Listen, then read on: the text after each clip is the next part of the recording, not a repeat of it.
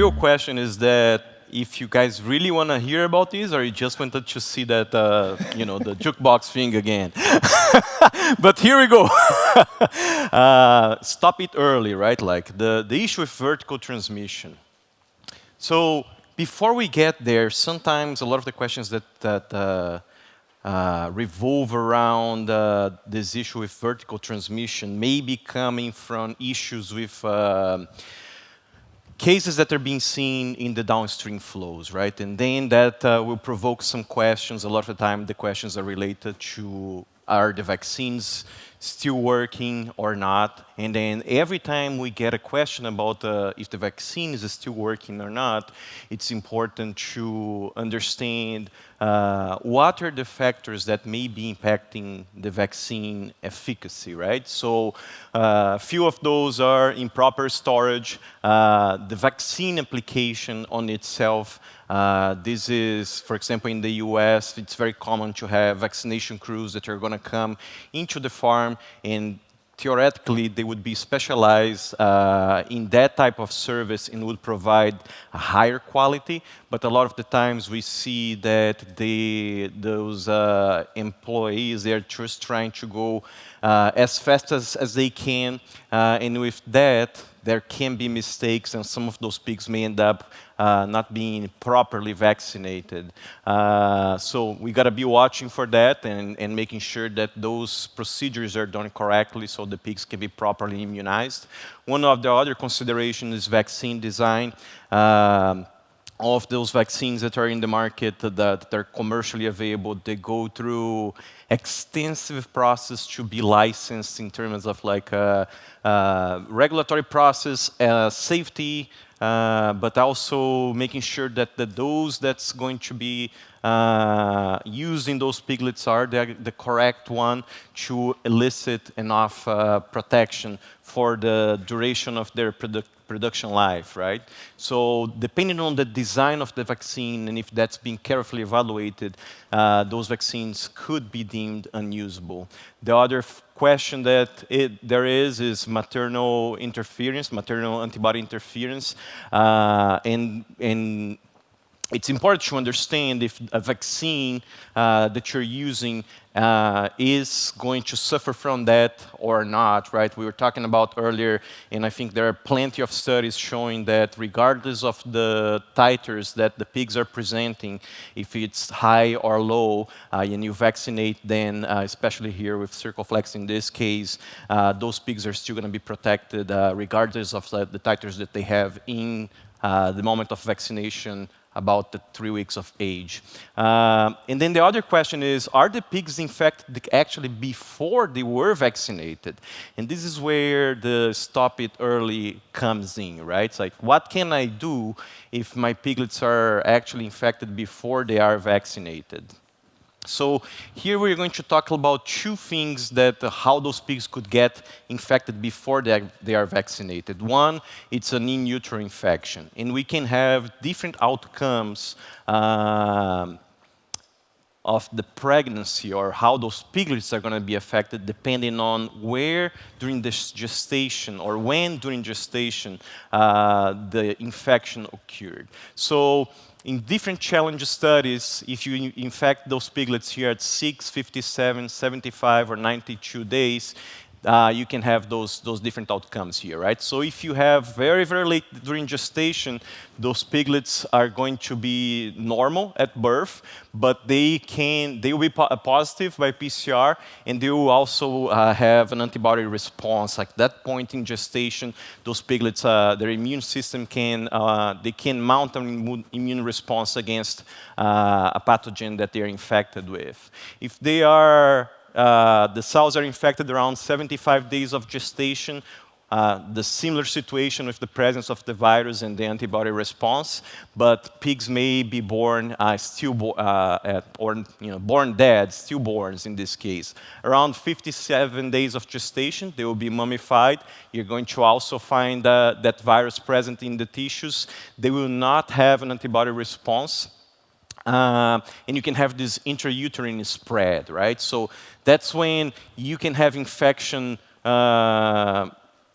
jumping from one fetus to the other in utero, and that's why you have sometimes litters that are infected with PCV2, and then you end up having like a very similar presentation to what the parvovirus infection would look like with different stages of infection in cases like this. And then at 6 days of age or of gestation, you may have degenerated embryos. The virus is going to be present, no antibody response, intrauterine spread, and the sow might just like return to estrus in this case, right? So you can have normal-looking pigs that are going to be born positive, and those may contribute to spreading infection to other healthy piglets in the herd. So this would be a reason to maintain high herd immunity, right? Because you never know when those sows might come in contact with the virus and when those piglets or those fetuses are going to be exposed during gestation. So this would be like an insurance policy to vaccinate sows to kind of prevent this type of problem. The other thing is to consider is the colostrum in milk. So there is plenty of evidence out there showing that there is, one, you can find the virus in those sample types if you submit them for testing by PCR. And the other thing is when those are found in, PCV2 is found in colostrum and milk, and the pigs ingest those, they can get infected and they can develop PCV2 disease. So it's important to be aware, one, of that mode of transmission of PCV2 from the sow to the piglets, and if that's happening, it's an important route to try to control and eliminate. And the good news is that sow vaccination here will reduce PCV2 shedding in both colostrum and milk, right? So we have tools available for that. And this is like we were talking about earlier about surveillance that you can do in your farm, especially PCR-based. This would be a very easy one to implement. Just test your milk sample or colostrum samples to see if there's any vertical transmission happening, in this case, through those sample types. So when that happens, here are the things, we talked a little bit about that before, right? When are you going to vaccinate sows? When are you going to be thinking about that? In situations when you have like severe outbreaks in your flow downstream, you may consider providing extra immunity from those sows to prevent early infections on those pigs and hopefully help control the issues downstream. You'd never consider stopping piglet vaccination, right? With this that I'm talking here, the sow vaccination is not going to replace the piglet vaccination. You want to make sure that those pigs are receiving a dose of PCV2 vaccine so they can have immunity that's going to be long-lasting and protect them until the time that they go to market. But you might consider add either mass vaccination a couple of times per year in the sow herd, 4 to 5 weeks apart, 2 doses, or implement like every cycle those sows end up getting the vaccine, and also do a protocol for gilt vaccination to make sure that those come into gestation and then later feral piglets that are protected both from in utero infection, but also are not going to be infected through infected colostrum or milk. So here, just a few examples. We've seen this slide before, so I'm going to skip an outbreak where mummified fetuses had a spike, and then after vaccination, we got that control. Here, another situation where there was detection of virus in tongue tips from this herd, and then after vaccination was implemented, we saw there was this decrease in the detection of PCV2 in samples from tongue tips from those pigs that were born dead or mummified piglets. And then in this other situation here, before and after implementation of a vaccination control program in the sow herd, you have improvements in farrowing rate, born alive, and pigs weaned per sow. So there is evidence also to support that vaccination of the sow herd can improve those metrics. So again, does every herd need to be vaccinated? Probably not, but it's important to be aware that if there are issues that you are facing that would trigger that investigation, and then you find that PCV2 may be impacting the performance, this is something to consider. So a take-home message, PCV2 can infect sows, and the timing of sow infection can impact in utero-fetal infection. PCV2 can be present in colostrum and milk samples, and when pigs get infected through those routes, they can develop a systemic disease, and then the vaccination of sows will reduce in-utero infection, reduce colostrum and milk detection or PCV2 detection, and also help control reproductive disease and PCVDs just in general. And if you are facing issues with PCV2 disease, those are also all things to consider, to investigate, to make sure that you are applying the vaccine properly and maintaining the cold chain and all of those things.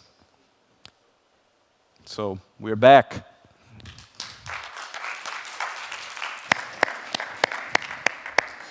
Thank you very much, Marcelo, for a great overview of the value of whole herd control for PCV2. And we come back for another round of the jukebox. Let's select the next topic.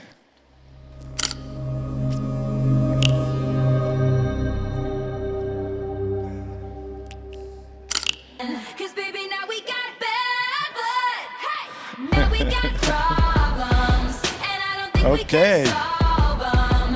Bad blood. Thank you, Marcelo. Welcome back on stage for your next presentation, which is dealing with something that we've already touched, but I think you're going to go into more detail.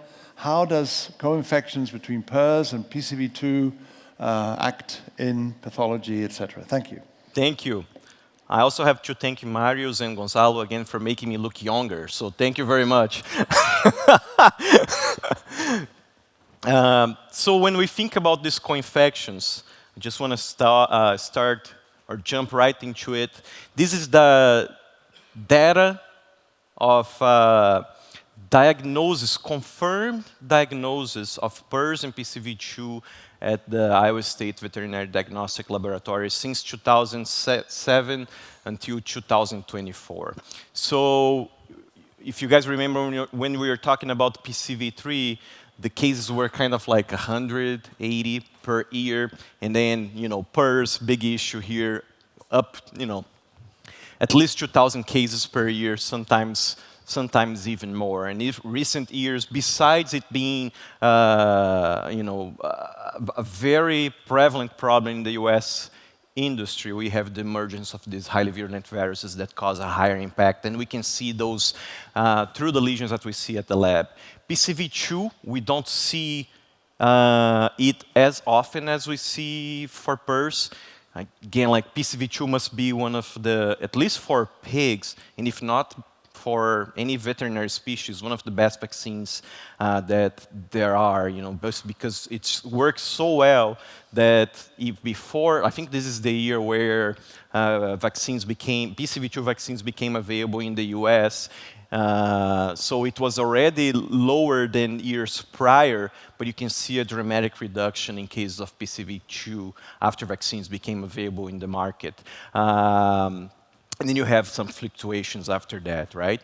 But one of the things I wanted to show you, this is again based on confirmed diagnosis of diseases at the diagnostic lab at Iowa State. And what I did there, I requested from our database, I wanted to see all the cases where we diagnosed PCV2 disease, and I wanted to see all the co-diagnosis. So this is not only detection, like when the pathologist evaluated that case, we found those pathogens, but we also found lesions that were consistent with them, and with all of the diagnosis and the information that we had, we felt confident that PRRS was also present and impacting those pigs, or strep suis, or Glassaria parasuis, but these are cases that had to have PCV2.